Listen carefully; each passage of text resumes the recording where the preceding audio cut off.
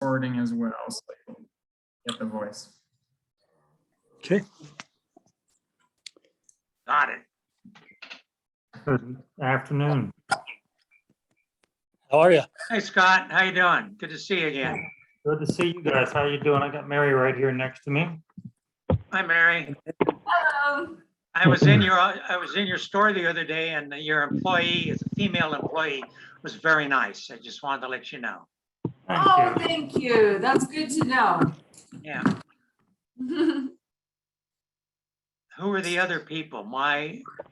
Lenovo?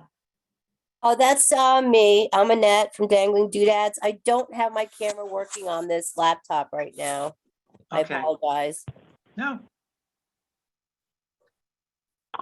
And Bob, this is Travis Alderman with the Stockman. I also have some connectivity issues today, so I'll be audio only.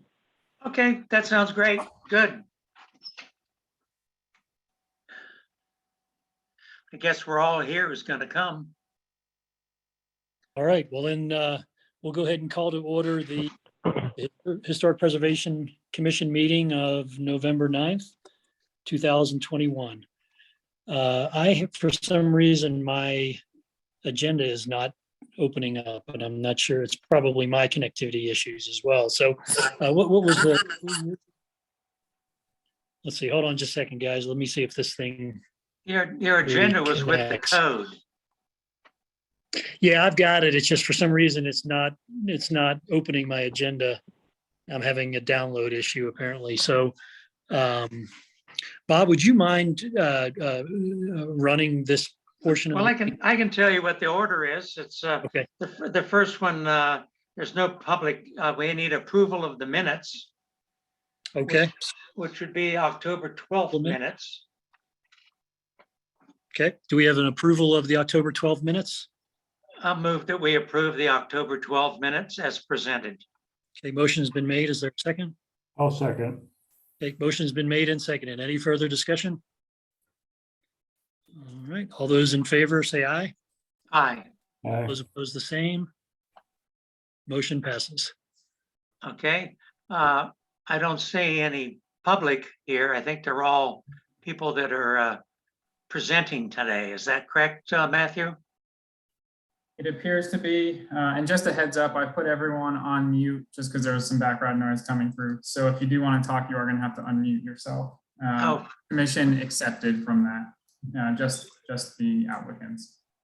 Mine Okay. doesn't say I'm muted, so. Yeah, so just the applicants, not the actual. Oh, commission. okay. All right, I guess there's no public, so I guess we can move on to design review, and the first one up, Ron, is 118 North Main, the Stockman. Okay. Facade and windows for a discussion. So go ahead.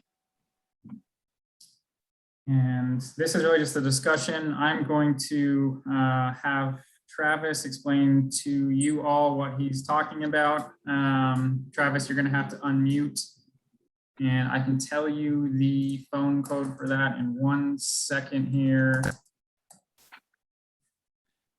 which is *6. If you type *6 into your phone, you should be able to unmute yourself and give the commission just a description of what you're doing and what you'd like to discuss today.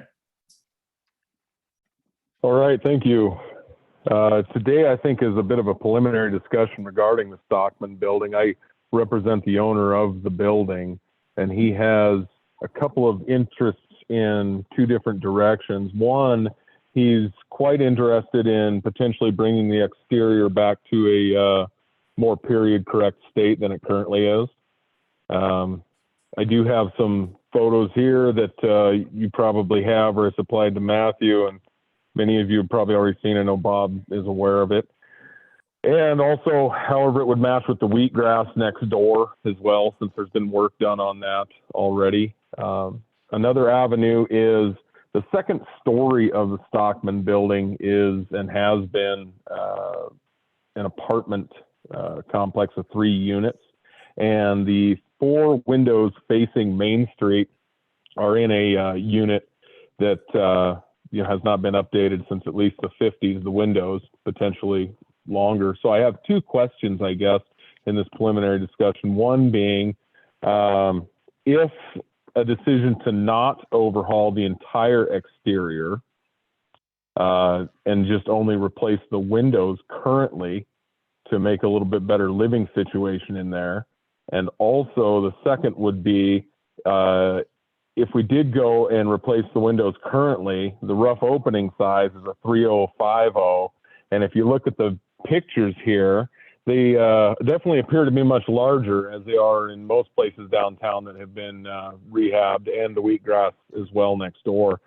So this being a preliminary discussion, if we did choose to replace just the existing 4 windows up front right now, what would that look like in the board's opinion or point of view? Would it be, can go with the existing size, or would it be go to the original sizing for those windows? Could I comment? Please Yeah, do. I talked to him a number of times. I provided, well, actually, Jack's pictures, the colored pictures were Jack's, and I submitted those. I showed him those, and they've been submitted to us. Originally, if you look at the building, it was, even though it was 2 separate businesses or owners, it was one facade.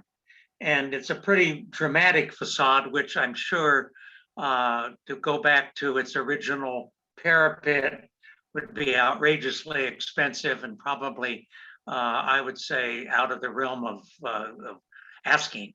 My concern is I would like to see, or I would suggest that the windows be enlarged to what so that they match the wheatgrass. So we have a building that is somewhat taken back to its original exterior.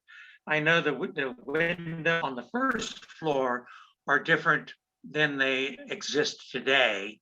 I don't know if they necessarily need to be included in this plan, but I personally think if we can get the exterior to kind of go back to what originally was there and to mimic the fact that it was one exterior to 2 businesses, that would be what I would prefer to see.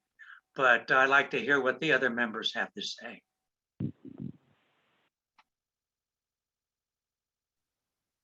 Yeah, I'll go ahead and jump in. I actually feel the same way, Bob.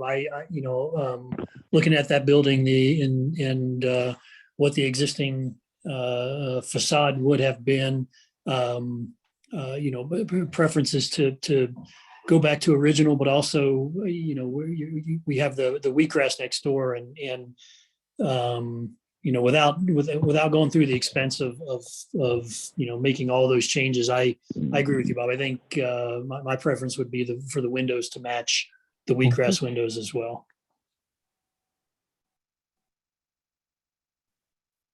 I would agree with that. The problem I see is that it looks like the top half of those windows has been blocked off, and it almost looks like some stucco in there. I don't know what kind of material they use to block it off, but it could be a pretty extensive renovation to try to increase the size of those windows. I would add, we don't know either, but this project could be helpfully funded by urban renewal if he indeed do enlarge the windows to match wheatgrass. There are grants, we have facade grants, and we've never necessitated that you have to, as we do here with historic preservation, go back to the original, but there would be some remuneration. The grant is being redone at this point, but I can tell you that I'm sure that that type of restoration would fall within our purview. So just for, I guess, follow-up and clarification's sake for myself, the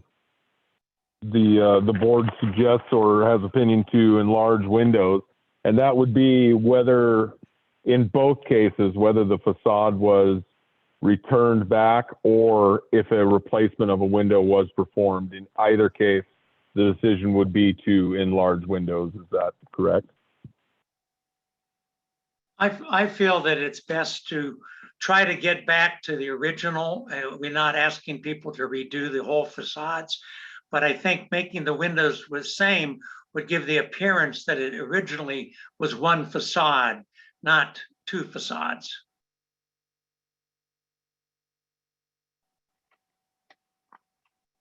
Okay, that's really kind of the preliminary of what I had, and any discussions, Bob and you and I have touched base a little bit prior to this, but I just needed kind of a preliminary discussion and a little bit of a direction to go through, because as stated, yes, the exterior of the building is currently, unfortunately, stucco, and that could pose some interesting quandary to even a window replacement. It may possibly necessitate stripping the stucco off the exterior and doing some sort of brick work and overhaul to bring it back to more in line of what it was, or more in line even with the front of the wheatgrass as well. So at all to replace windows, it would probably take some sort of facade front work, I'm sure, to make it work well. And as I said, Urban Renewal can probably assist you in refunding part of your costs. Mm-hmm. And that would be, as with anything else, that would be kind of get the bids in line and in order, and then present to the board the package of the exterior and the windows moving forward. And with that, I would imagine if the exterior were changed, if that was the decision the owner went with here, it would be main level as well, probably, as you can see in the current picture there. I think they're basically essentially boarded over that window in the front on either side of the entry. So those would probably come back to some sort of resemblance of the original as well, correct?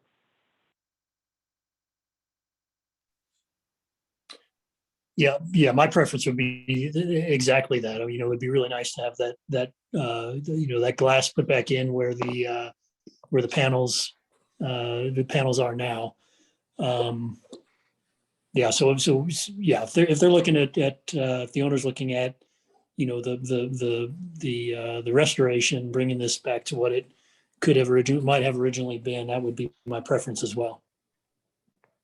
Okay. All right.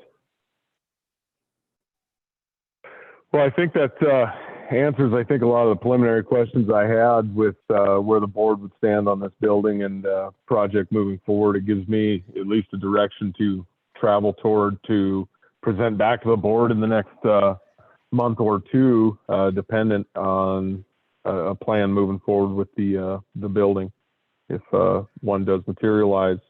And it would include first level and second level windows as well as the exterior. Would it be, since they are nearly one building as well, it would it be more in line to, say, match the wheatgrass and what has been done exterior there as closely as possible to bring it back to that? Or could it be anything different to that? Because they should probably, would you think they should match or no? I'll let the architect talk about that, Ron. Okay, yeah. So this is the interesting thing is we're talking about trying to match wheatgrass on the window sizes. So one thing I'm struggling with right now, just from a electronic standpoint, is I can't pull up the package. I for some reason my Wi-Fi is not allowing me to do that. So I guess I don't know if I really can answer that, because I don't recall what exactly the bottom level of wheatgrass. I've got a general. I remember generally what it is, but is it? Oh, there we go. Perfect. So,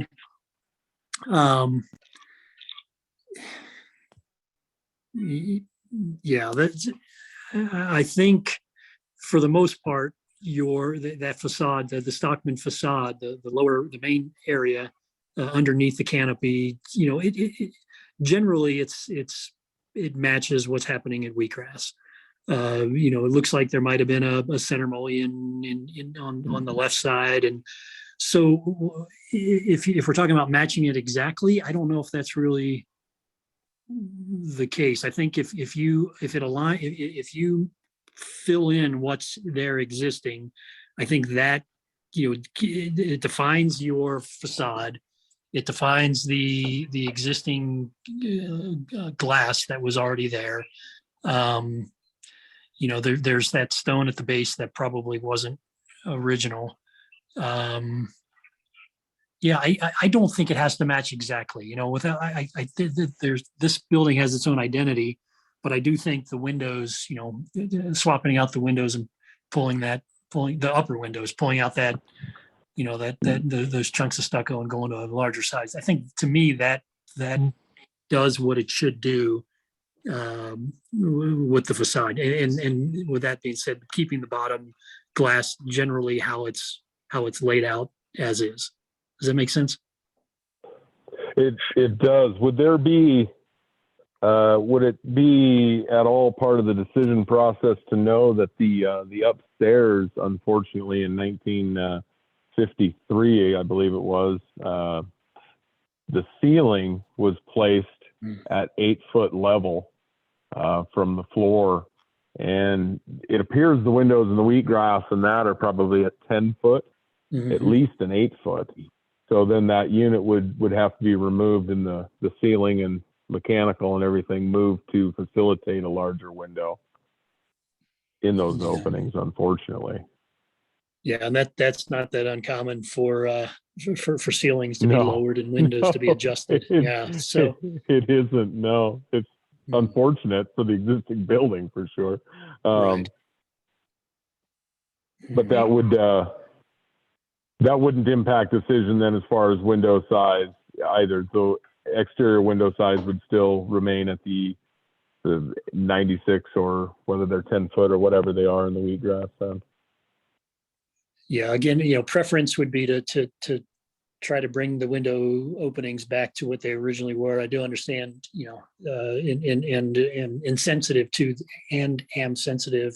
to the cost implications and in the kind of the snowball effect of moving, you know, expanding one thing and it's affecting everything else. Sure. Yeah, I think that's probably something that you come back with, you know, with the conditions that are there. I'm getting some feedback noise, but you know, is there an opportunity to you know, set back just a section of that ceiling line inside to still get the height in the window, and then transition on the interior? Or, you know, those are things that I would, you know, I would think that you would come back with and explain, and then that would help us kind of make that final decision. I've got it. Sure. I I've can got another appreciate thing. that. Absolutely. Could you share that, the facade again, Matthew? Because I think the windows at Wheatgrass are not operational. No, they're a storefront, I they're believe. two- That's solid. They're 2/2. So my question would be, would we want him to mimic that, or just the height and then have them be double hung so they can be opened? That's an interesting thing. I think the height to me is more important, but the fact is you may want the windows operational as opposed to the non-operational ones at Wheatgrass. What do you think, Ron? Yeah, I mean, you know, we're starting to get into a lot of specifics, and you know, I think, you know, preference from a historical standpoint would be to have those windows back to what they originally were, which was most likely, you know, the oversized double hung, or at least a single hung, where the bottom's operable and the top is not. You know, the Wheatgrass windows, Bob, I think you're correct. They don't look operational. You know, there's some half mullions on a couple of them that I'm not really sure what, you know, what maybe it's a hopper style window or something like that. You know, originally and on the Stockman, it was probably an oversized double hung, similar to what's above the soup bar, say. You know, I think it's up to the owner to, to determine if they want to have those operational. And it's probably a code related item, whether on what's happening up in those, on that second floor, what's, is it commercial, is it residential? And I don't want to go into all that, but again, preference would be to obviously bring it back to what it originally was. And then if not, to have it kind of look and have the look and the feel of what it would most likely have been back then. Whether they're operational or not, I don't know. I think the double hung look is more important, at least in my opinion. And in mine. And I agree. And Travis, are those apartments being used now? Currently, no, they're being repainted and freshened up since they've gone through vacancies, and they will be rented probably in the next 2 to 4 weeks anyway. Okay, good. Thank you. So is that helpful, Travis? It is actually it gives me a direction to go with this as far as putting together a plan and a package to represent to you. That helps quite a bit. Absolutely. I appreciate it. Well, I for one appreciate you coming to us at this early stage and getting our input and suggestions, as we did with the Wolves. They came in early on, and we're going to be dealing with them again today. So I appreciate, your concern for the integrity of the building, and thank you very much for coming. I look All forward right, I to seeing will what be in happens. touch. All right, thank you all. I appreciate it. Yep, thank you.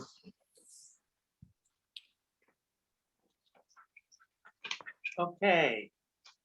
Next up is 130 North 2nd Street, dangling doodads signs. Hello. Hello. Mine is fairly simple. It's in the Masonic Temple. It's a room I'm renting for a gift shop across from the Alchemy Exchange that's been there for a while. And the signage is really just on the outdoor facades. It's just like decals that are removable, but they're smooth decals just with the information, and then an open and closed sign that will be hung on the doorway, on the 2nd Street doorway. Are there, my question for you, because I didn't get a chance to go by today, is there any signage already on those windows that for previous tenants? No, there isn't. It's like there's a spot open for me on both window and door on either side. The Alchemy Exchange is using one spot and I'll be using the other. So there is nothing there as of now. As So you which would, so the dangling doodads and then the other more beautified sign, will they both be there, or one's going on one side and one's going on the other? Well, I have 2 of the larger signs. And then I have one that goes along the top, a long, narrow one. Do you see that? Yeah. Okay, the long, narrow one would go on top of the window next. If you could put that back on again, that would be great. The window, you could see the Alchemy Exchange has a little kind of display in the window. It says with the open sign. Mine would, my long one, dangling doodads, would be on the window next to that, along the top, and then I'd have a display as well in there of some sort. The other So two, it would be below the Alchemy Exchange sign. yes, in it would the, be in the, in le- in on the, le- top. in the left window. Right, exactly. And then the other sign would be on 2nd Street. The other sign would be on the door itself on 2nd Street. And I have 2 of those decals, and the other one would be around the corner on Park as well on the window. On the window on the other side, not where the rectangle, the Right. rectangle sign. Right. It would be on the window where it says open? See how the Alchemy Exchange has theirs there? Yeah, On the right-hand side, mine would be over on the left-hand side, right.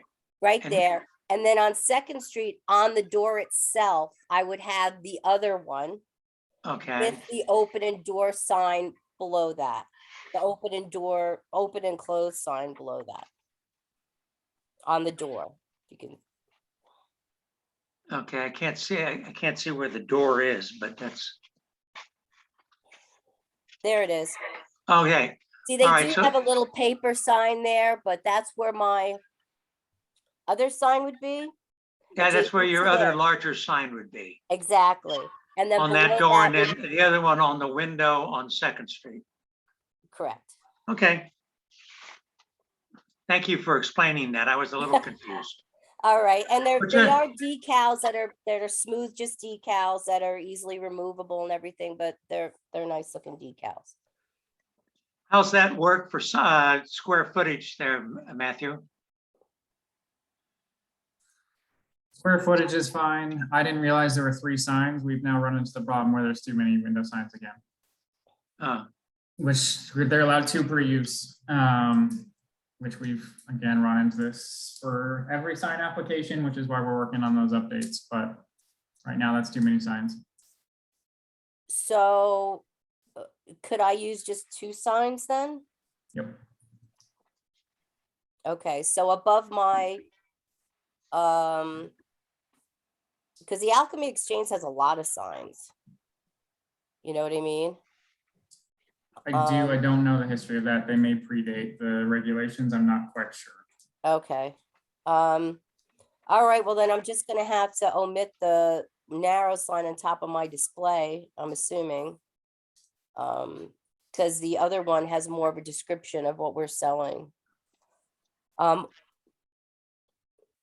I'm thinking that's what I'm gonna have to do. And Bob, to answer your question, she's way, way, way under the maximum square oh, footage. that, I assume that, seeing what the sizes were, but, right. Jack, what do you think? And our honorable chair, Ron, what do you think? Well, what I'm looking at now is that she's gonna have that larger sign on the left-hand window facing Second Street. She's gonna have that same larger sign in the left-hand window facing Park Street.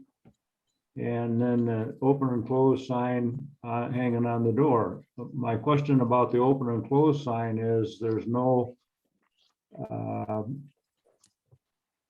store notification on that open and close sign. So is that going to apply just for your store, Lynette, or is it going to apply also to the Alchemy Exchange?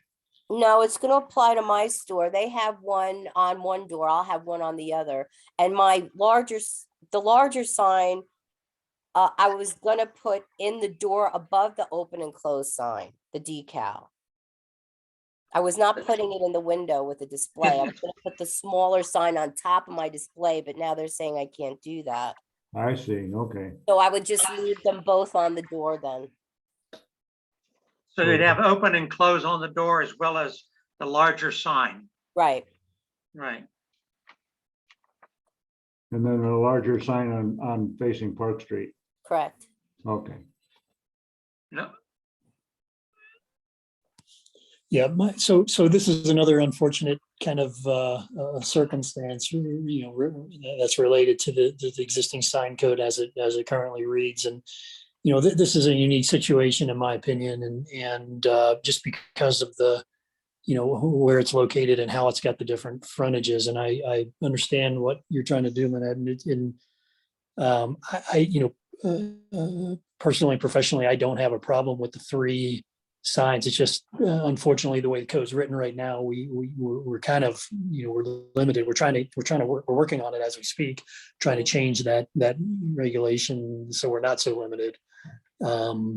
So, if you're comfortable, maybe making the changes that you just talked about, I don't know, Matthew, is it something that we can vote on as a, we can make a motion based on Lynette's comments on, going to the two signs, and is that something we can vote on right now?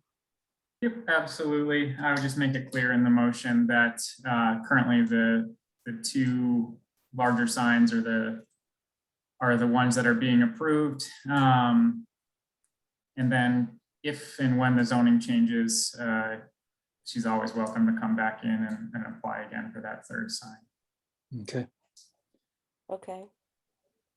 All right, well, I'll go ahead and make a motion if I can to approve the submittal with the modifications per the applicant to do just the two larger signs. Is that enough? Is that enough for a motion? Okay. Yeah, I'll second that. But Okay, also, motion's- Annette, I want you to make, when we do change, if we do change that ordinance, Mhm. I would love to have you come back and talk about the horizontal sign. Okay, great. Thank you. How would I know that if the ordinance has changed? I'll make sure I keep you in the loop when Okay. when we start going through that. All right, great. Thank you. Okay. So Lynette, if you're comfortable with that, the motion has been made and seconded. Is there any further discussion? I just want to make it clear that you're approving the two larger decal signs. Yes, that's correct. That's what, that's the motion that's on the table. And the open and closed sign, I don't know about the open, does I that, think is it- that isn't that not considered a sign by our ordinances? As long as it's attached to one of the larger signs, we can just consider it all one sign and then just so Okay. two basically. So that's totally fine for you to approve the open and closed sign as long as it's sort of, I think the Right, zoning. it'll be reads something right like below the substantially- decal. Yeah, as long, Okay. I think the zoning says like substantially connected or something like that. So no issue if it's right below the decal, we just will consider it all one sign. Okay, thank you so much. all right, and I don't have to modify my, my motion, do I? I don't think so. Okay, No. You're good. all right, so the motion's been made and seconded. Any further discussion? Thank you very Okay. much. I Yep, appreciate well, it. we have to vote still, so all those in favor say aye. Aye. Aye. All those opposed, the same. All right, motion passes. Thank you, Annette. All right, Thank yep, you. Enjoy the rest of your day. Thank you, you too. Appreciate you coming. Okay, next up, a review of 106 South Main, the Wolf Mercantile Sign and Building. So go ahead. Great. It's a pleasure to see you guys again. Thank you. So we've gone back and we have finalized our sign and the building facade we talked about before with some more precise drawings. They're not architecturally perfect, but you can see, I think it gives a good representation that we're gonna do the wood facade over the existing brick. And then we have our paint colors on that. Can you pull that up, Matthew, or can I share the screen? Okay, great. Oops, there it was. Okay, so this drawing on the left-hand side is pretty much what we showed you before. It has kind of a raised panel look. It's going to be black trim with windows, two big windows and a door in the middle. With raised paneling and type look, was done with trim. The paint colors are going to be a basic black with gold trim where it's noted, very, very subtle, just around the upper boxes and the two little boxes. You can see where it says gold trim accent, just a touch of gold to go with the sign. The upper building remains the stucco with a thin trim around the windows and a thin black trim up the side of the building just to demarcate it from the adjoining building that's also stucco. So just to really clean it up a little bit. And then the sign, you have that, there you go, there's the sign. That'll be a black with white letters and a little bit of gold trim. And that'll be a hanging sign similar to the Stockmans that we were just looking at, where it would be dead center above the door, elevated there, to be seen on both sides if you're going up and down Main Street. So it'd be between the two, above the door, between the two panels, correct? Correct. And if you click back over there, that little line right smack in the middle indicates that, it's Ah. probably 4 or 5 inches, maybe 6 inches max dead center. And since we're looking straight on, it's hard to say what that is. That's the sign sticking out. Right. Okay. I'd like which Right you above the also, door, have the address 106 in gold. And then it would have just our logo, the little upper left-hand logo, that the W and the M, and say Wolf's right there. Probably that's all we could get on there, so it'll be visible from the road. above the door. Right above the door. So if you're looking up, you can say, oh, 106 Main, Wolf's, oh, that's what that is. One thing I like, which is a different thing, the wood paneling, you have 2 rectangles that kind of mimic what possibly the windows would have been originally. Thank you. Thanks for noticing that. What? Thank you for noticing that. Yeah, it's, without being, taking your drop ceiling off and figuring out what was going on. I personally think that that's a nice reference to what the facade was originally. I'm not sure what our architect will agree with me or not, but I appreciate putting that detail in as opposed to the solid wood you had before. Thank you. Thank you. Yeah, so I agree with Bob. I think you guys have done a really nice job, defining what's there, working with what you have, taking into consideration, the comments and some of the recommendations that we discussed last month. So I really do appreciate what you've done here. Thank you. Thank you. And I also like your sign a lot.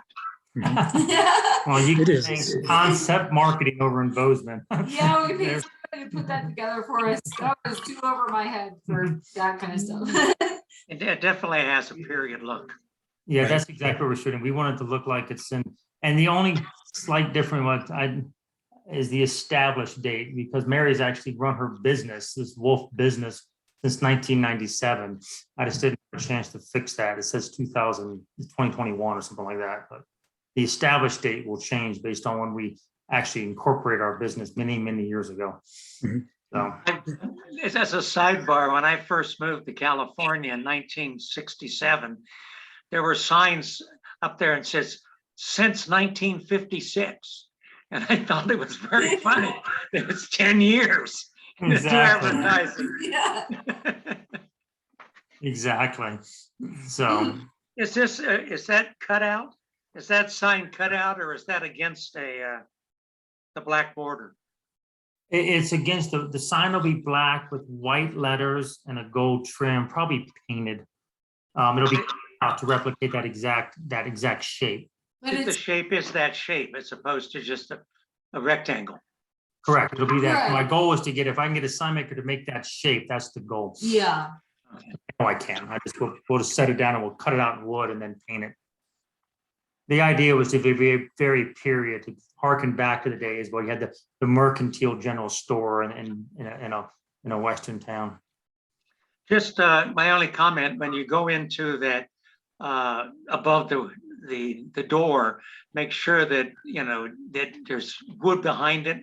So when you attach it, you're going to have some kind of metal attachment. Is that correct? Oh, I'll make sure it's well attached. Trust me. It'll be Without doing damage to the facade, which I don't think is possible. right. No, we'll make sure that there's enough support that the weight of that sign. What do you say, Matthew? Do they need to check that out before they put the sign in? I believe they will very likely need a building permit to do that. Yeah, we're gonna have to check it to make sure it meets. Well, I applied for originally with the building permit, so whatever permits we need to do that while we'll get done, and we have a licensed contractor doing it. It's not us doing it.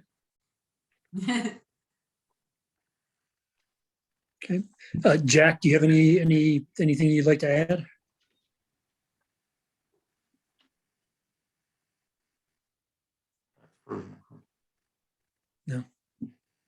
Jack's quiet. Looks like Jack's connection froze. Uh-oh. Does look like Jack is frozen. Jack's gone. Oh, there he's gone. Jack's here. While we wait for Jack, Matthew, can you explain what you were talking about previously with a lady from Dangling Doodads about the two signs? What regulation were you referring to? So in the zoning code, there's a sign section, and you're only allowed 2 wall signs per use. 2 wall signs per use. Correct. So what is per building, per business? What does that For mean? business, basically. When we talk about use, it's generally downtown, it's gonna be a business. Okay, and so when you say wall signs, that's the signs on our windows, I guess? Windows or anything attached flat to the wall. So Oh. that sign above the door that you're showing is a wall sign. Okay, so, and you guys are working to change that? Mhm.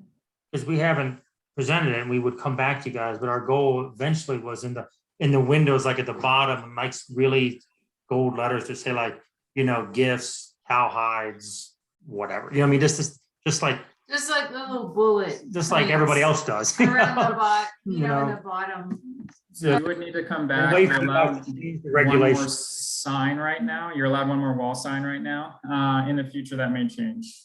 Okay, we'll just wait Potentially for that. It's not 3-4 not months. pressing for us. Yeah, it doesn't matter. Save us money. Yes, Jack. Jack Luther's on the phone. Did you lose it?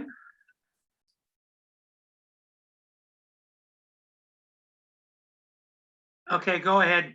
I'll relay the question to him. What do you have? Hey, Bob, we need Jack here or we don't have a quorum. We need Jack here. We need you here or we don't have quorum. So can you get your computer back up? Or call him. You can call in as well, yeah. Get him on speakerphone. He needs to boot it up. Reboot his computer. Speakerphone You there, can also Matthew. call in with that number that is on the Can agenda. you call in with that number? There was that, the call in, I can give you the call-in number because I can't do it this way, but if you call in, we have quorum. 23, that's the 253 number. Okay, good. Thank you. He's gonna try to call in on that number. He's also gonna need the meeting ID number and the passcode probably, but hopefully he can figure it out. But yeah, if we lose Jack, we don't have a quorum anymore, so When he We'll dropped take a off, that short was the pause. first thing I thought of, Matthew. Can yeah. we put him on speakerphone? Does that count if we can hear his voice? Maybe. Everyone needs to be able to hear him equally, so that's probably would work. Let's try to get him back for real here, especially better to have him clear on the recording as well. So That's true. let's take a brief pause while he tries to get back on. Actually, if I could, I do have one question. The base color, you know, you talked about the black for the trim and the gold detailing. The panels above the windows, are those going to be just a white or a light color similar to what you have in your signage? Can't remember. No, the patterns above the windows will They'll be just be black black. with the Those will be gold. black as well. Okay, Mm, yeah. all right, Gold trim is just very fine, just to complement the sign. So right. we did a lot of Okay, no, research and it was really sharp looking. Yeah, Yeah, no, I appreciate that. gold goes a long way, so just Mhm. little pieces of that. No, I agree with you. I think that does go a long way. I think that subtle detail on that with that color could be really pretty. And it aligns with your signage as well. You guys did a really nice job on that Oh, signage. thanks. Jack's back. Jack's back. Yeah, I'm here again. I'm on the phone. I'm still trying to, I don't know why the computer Oh, went down good. on me. I had a question. Your original submission showed a recessed doorway, and it looks like the new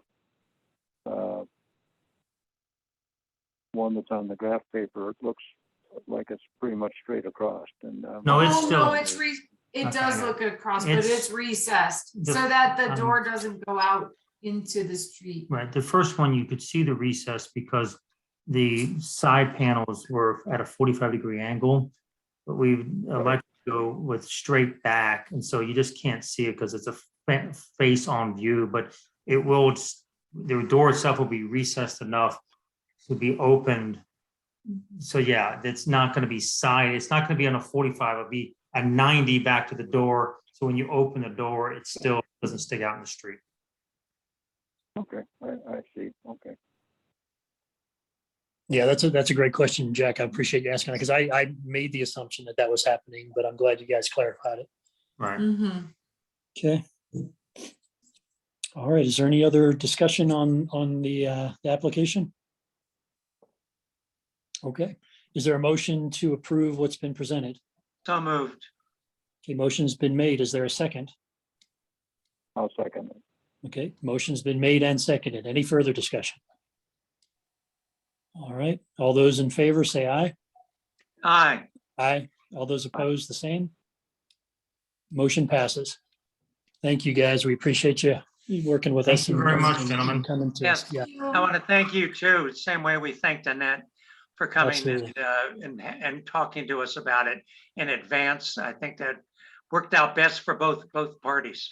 I think it's great. I appreciate your help, guys, a lot. Thank Yeah, all right. absolutely. Thank you. you. Take care. See you soon. Thank you. Bye. Okay. Now, Ron, the thing we have right now is new business and it's discussion Mhm. of the sign regulations. Mhm. Okay. So I thank Jack for commenting on all that. It was, very interesting. I found it very interesting. Mhm. There were a couple things. Do you want to discuss Jack's comments or how do you want to work it, Ron? Yeah, I mean, I think that's probably what we do. I'm gonna pull those up because I do have those. And do we want to, Jack, do you want to just walk us through or how do we, or I guess if there's any, anyone has any questions or comments related to Jack's comments.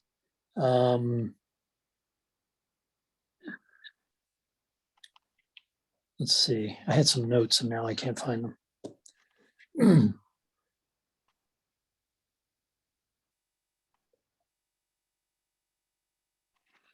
Only thing I'll bring up while you're looking for that is the whole idea, well, our other member who's suffering in Scotland right now, he sent an email today. I don't know how many people saw it, talking about halo signs and backlit signs and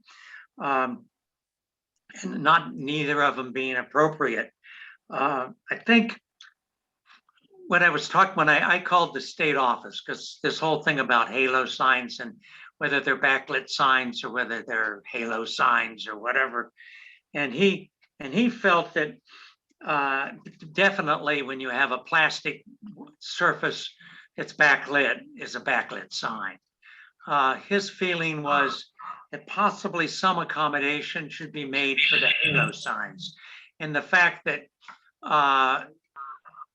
if you start arguing over that, you start losing the general overall importance of lighting. And he thought sometimes compromise and allowing new styles of lighting that aren't necessarily the plastic white background is an appropriate compromise to possibly make.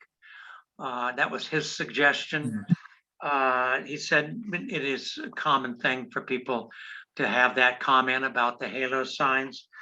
I like the fact that what Tom said, basically we should separate and say that neon signs are allowed as opposed to just throwing them in the backlit signs.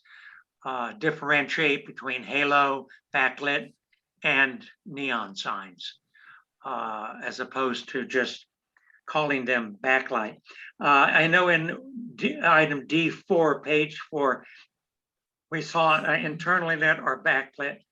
I think internally is an important element in that, but I think that's where you probably get some confusion with halos, because halos are internally lit. But wouldn't you think? No, not Matthew, they're not? Halos are not internally lit. So if you're looking at an internally lit sign, that means the lighting is entirely within the case of the sign. Oh, Because okay, halos don't have any casing, it's basically just lights behind letters. They're not actually internally lit. Many people would consider them backlit, but we wouldn't consider them internally lit because the lights are actually exterior to the sign material. right. Well, my feeling would be on that issue is to separate the kind of lighting and to say that neon lights are acceptable in the historic district. Halo signs are either accepted or under consideration, and backlit signs are not appropriate for the historic district. I think we should differentiate between those three kinds of signage.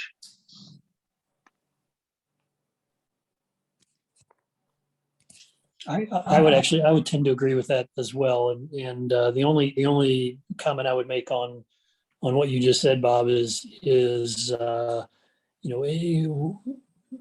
I've read some signage ordinances in other areas that when it comes to neon, it's, neon signs are approved in the district and recommended. I don't know if that's something we'd want to add, but I think the neon signage is super important to the historic district. And Livingston has a pretty substantial neon sign, has quite a bit a lot of neon signage. So that's the only comment I would make. Can you even say, recommended or not only approved, but, I guess recommended is the word I would use.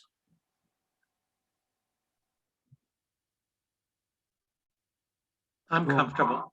So a halo sign would be something like you see on the new monument signs at the First Interstate Bank. Is that The monument signs at First Interstate would be considered internally backlit and are currently exempt from zoning because they are directional signs. Let me just pull up some images of some halo lighting. If I can. Don't they have some halo lighting under the canopy, on the canopy? I think the First Interstate sign itself, the big one on the top of the wall at the second story, is halo lit, if I remember correctly. The monument signs would not be considered halo lit, but the Right. actual sign itself is. Let me just pull this up. So something like, something like this, where the letters sit in front of, let's see if it'll actually go here. I'm just gonna go back. Where basically the lighting sits behind the letters, but it's not enclosed in anything. That's what we would consider halo lighting. Right. So you sort of get this glow coming from behind, but it's not a plastic face with light coming through it where the lights are inside that sort of box. It's basically just letters with light outlining those letters. If that makes sense. Mm-hmm. Well, that's what I consider a halo. Yeah. Well, that's what it looked like. The directions on those monument signs look like that Dior sign to me. No, they have a box with a light inside, and then the letters themselves are opaque, so the light shines through the letters. Okay. It's more like something like, can you see the Mazda sign here? Yeah. So basically the light for this Mazda sign is inside this sort of container inside the sign, and it shines through the plate of the sign. Whereas the actual Mazda logo here is halo lit because the lights aren't inside the sign. So they're actually coming off the side from behind the signage. This top one is the same way. Okay, well, I'd have to look at those monument signs again, but when I walked past them, I thought they looked more like the Mazda logo. Yeah, and I could be mistaken as well. But I'm pretty sure they're in a box. And I know the sign up on the top of the building is halo lit. Okay. Because I specifically told them that they weren't allowed to do that internally back shining through type lighting.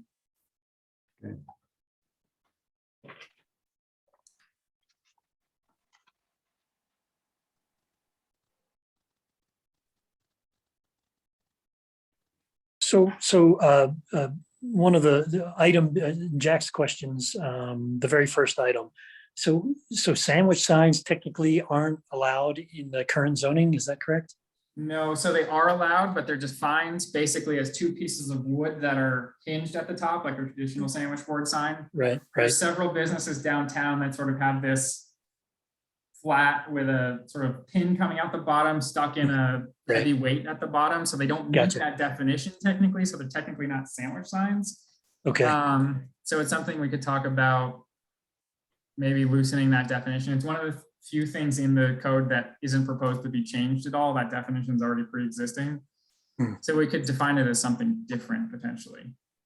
I think a sandwich sign, if it's a sandwich sign, whether it's a this way or straight up and down, I might have no trouble with it as long as it's the right size, as long as they maintain the size that the ordinance says.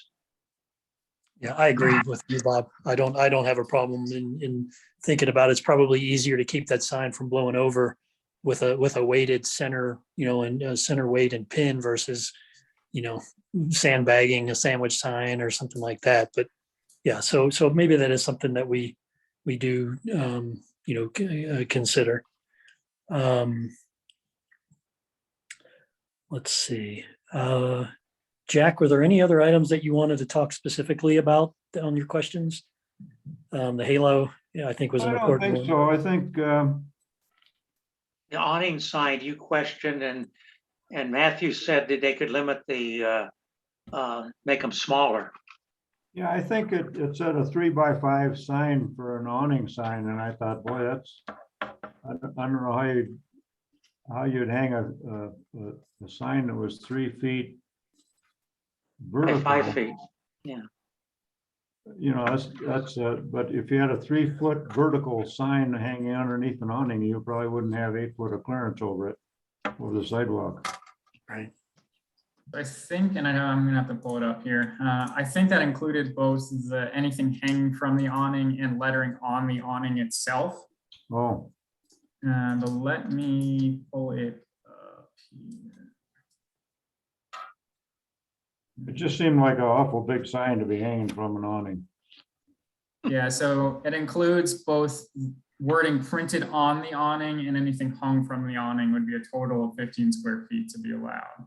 Okay, But I agree with you. I don't think, unless they had a very high awning, I don't think they're gonna get a 15 square foot sign. They're not gonna be 8 foot above the sidewalk. They'll be 2 feet above the sidewalk. I guess you can hang like a 15-foot tall awning. We haven't had Yeah. anyone do that. Well, I think the original awnings, when you look at historic photographs, wouldn't pass today. They all hung pretty low. so that 15 square feet included the lettering on the awning and the hanging sign. Yeah, so it reads, awning signs may include signage printed directly on the awning or hung or attached to the awning structure. Total square footage of awning signage shall not exceed 15 square feet. So that includes both. Okay, I understand. That's fine. Thank you. The only other comment I had was the last one. And it is in the ordinance C12, all signs located in the historic preservation district must comply with regular requirements of the historic district. I think that there should be something in that statement about there is an application. Because it just said it must comply, but how do you comply? You comply with an application for approval. So I think that if we could, I think that should be included in that verbiage. I can add a reference to chapter 31, which is the historic preservation chapter, which will tell them that they ought to fill out an application. And so that actually guides them to that whole section of the code. I think that makes sense if that works. Because we always have problems with, I didn't know you need an application. Well, if we put it in numerous places, it's not going to be deceptive at all. Otherwise, I thought all of Jack's comments were very pertinent. I appreciate you taking the time to do it, Jack. Absolutely, yeah, thank It's you. always better to, it's always easier for the rest of us to respond to something rather than come up with our own, which is probably the easy way out, but I appreciate you taking the hard way out. Sure. Okay, what about the halo lighting? We kind of left that in limbo. My suggestion, we define the lighting in 3 different ways. How's the rest of the people think about that? Yeah, I agree with you on that, that we're specific about those 3 items. Yeah, I'll agree with that, Bob. And I have a feeling we will be discussing this again at the next meeting when Blue Rock is back. So, Right. yeah, we can continue talking about it too. As long I'll as he bring that. doesn't take offense and realize that 3 to 1 is majority. I'll bring you back a set of definitions for the next update and we'll see how that goes down with everyone. I'm happy to take suggestions on those as well. I think neon is going to be tough to define, but I'll do the best I can. The other question I have Thank you.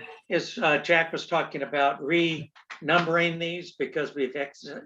So when we discuss it next time, is it possible to have it done in the correct order?